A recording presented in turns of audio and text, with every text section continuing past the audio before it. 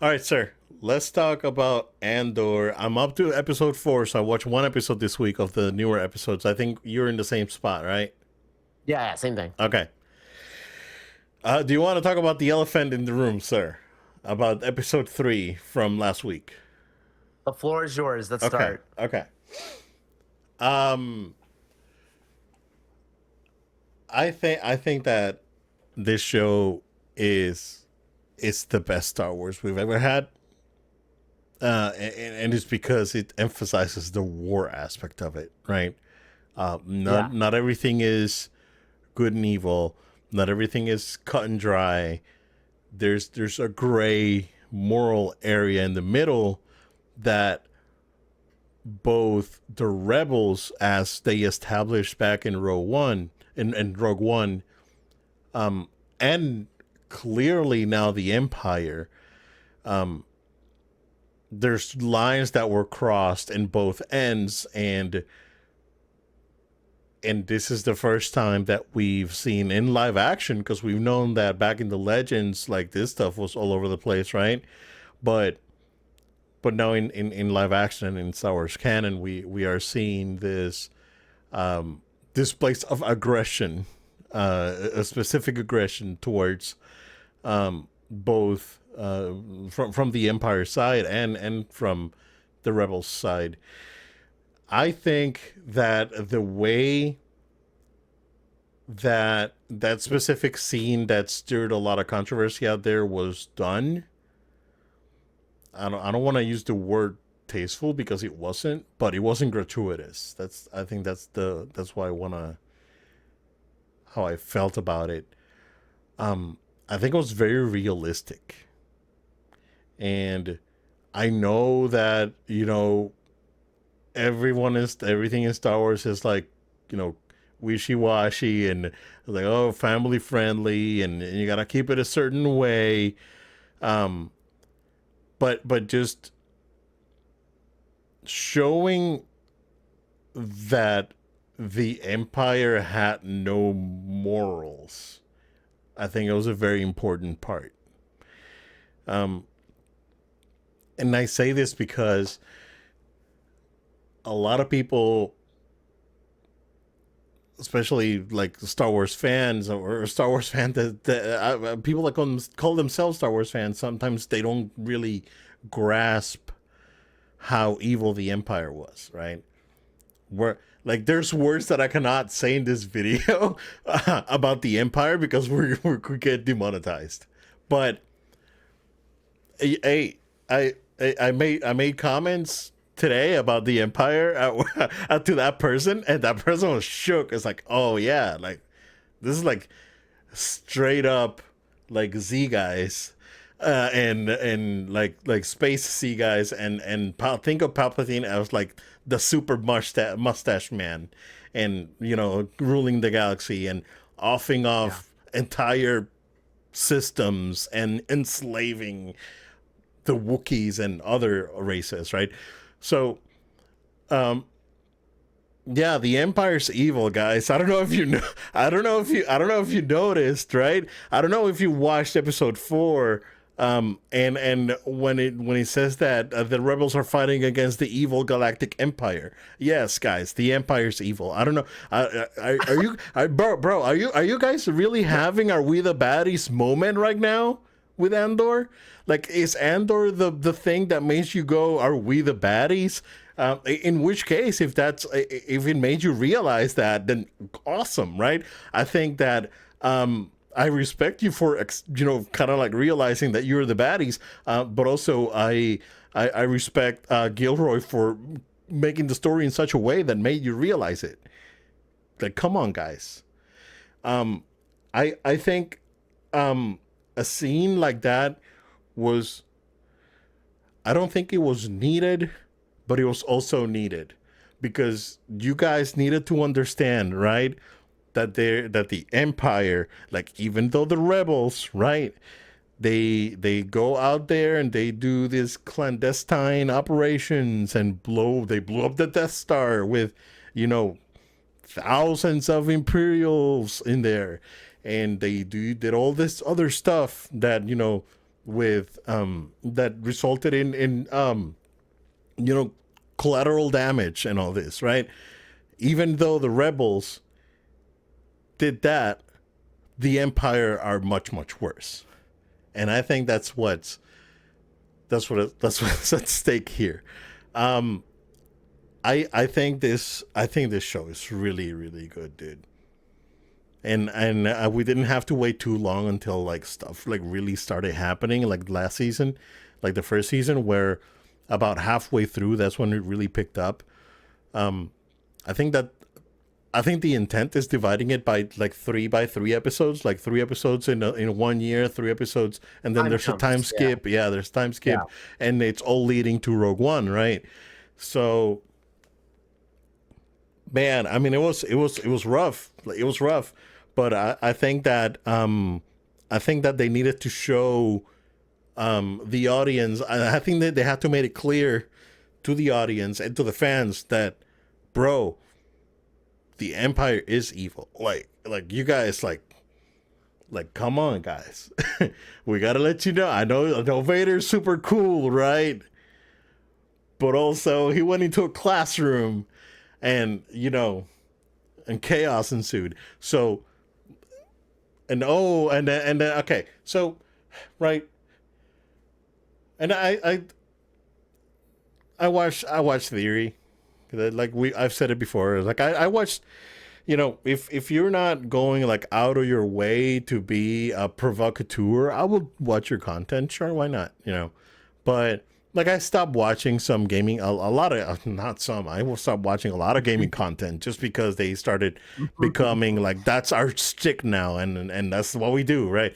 But I think Theory for the most part has played it. He's been very middle ground about a lot of stuff, and that's fine, right? But I think he's totally wrong on this one, man. Like I totally disagree. I think like, oh, Vader wouldn't have approved. I mean, what do you know? Vader probably doesn't really care about what the officers do. Like for all we know, you know, Vader could have just let their officers go and do their thing and whatever. He probably wouldn't bat an eye to that. Like, to be honest with you. Well, he was Vader, he was Vader, not Anakin. Exactly. Like Exactly. people, Yeah. Because you guys keep conflicting Anakin with Vader, and no, yeah, no. Anakin they weren't the same Skywalker's person. gone. He's gone. Anakin Skywalker came back on Return of the Jedi. Like, Correct. that's the moment he's back. That all in between, Anakin's dead, dude. There's not even a slimmer of anything No. of that. Right. I think people are getting confused with that. Exactly. Like, I know that you guys want that you guys want it to be like there's still good in him, right?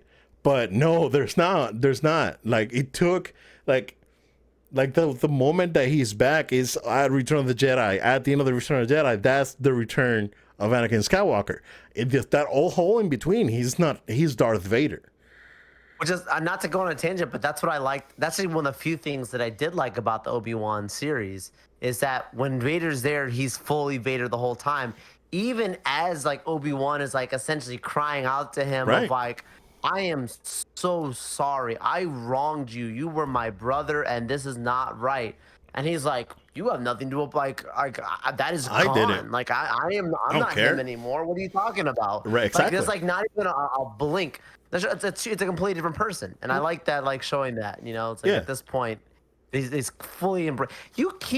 He slaughtered children. That was not Anakin that slaughtered the children.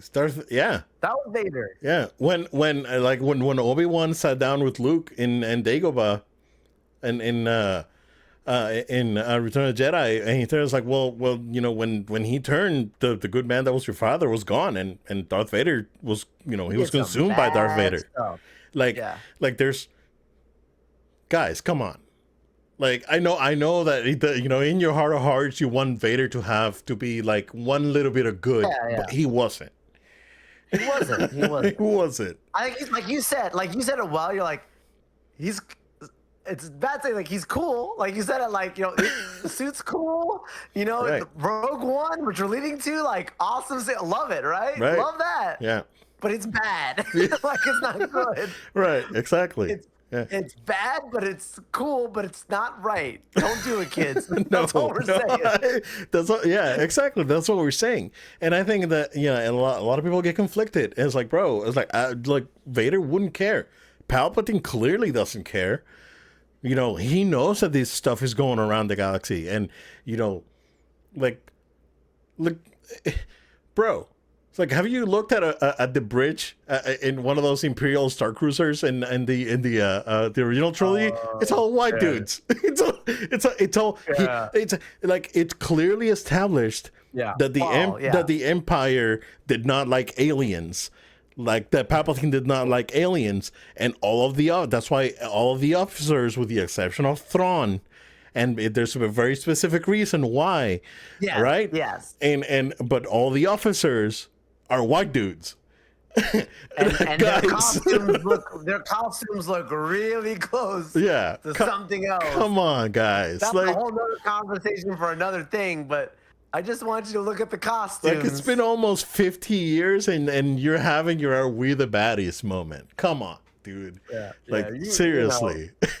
Seriously, it's guys. it's fiction, so I understand. Right. Like, but there's a art reflects the real world, and so there's clearly influences in these things. But so I think that's the part of it that I do get, where I there's some people who are like, oh, I love the Empire and I love this, whatever. It's like, you have to know that they're the bad guys in your mind. Like, you have to still Right. know they're the villain, but you just think it's like, you just for some reason are into that. Like, it's like the people who watch, who are like you're fans of DC and you love the Joker. Like, the Joker's the bad guy. Like, you're not gonna convince me that he's a good person. You know what I mean? There's no way around it. Forget that even the Solo movie and whatever, even the movie proves that he's actually a bad person, Right. in the end, right? Yeah. But it's like, but if you're a fan of that character or something, I get it. Like, you're doing the same thing right now with the Empire and the Star Wars world stuff. Like, there's parts of it that I understand. It's like, maybe you just find this, but you still know it's the bad. You can't tell me that these are the good guys in the end. Like, you can't convince me otherwise. There's no way around that. Come on, guys. You could, if you want to be a fan of this fantasy world and these characters and whatever, you do that. But I think I can make convinced me, I think I can make a real world example, and not get in trouble with monetization. Ninjas, right? Okay. Ninjas are super cool. But we all know that those guys roamed around the shadows, and what we all know what we do. Like, they played Assassin's Creed in real life, basically. That's what they did, Basically. right? And they weren't necessarily good guys, right? But they're Right. super cool. But no. They're super cool. But no. But yeah. All right. I mean, it's a Good example. Good example. Yeah. But no, man, I think the whole dynamic, and I think again a lot of can I use I'll use the word, Joel. You'll excuse me. I will go PG-13 for a second. It's like when with the dance sequence with Mon Mothma. It's like, and you dumbasses are out here saying that, oh, she doesn't care. It's like, what, look at what they did to her character. It's like, bro, that is super deep and you didn't get it? It's like, really?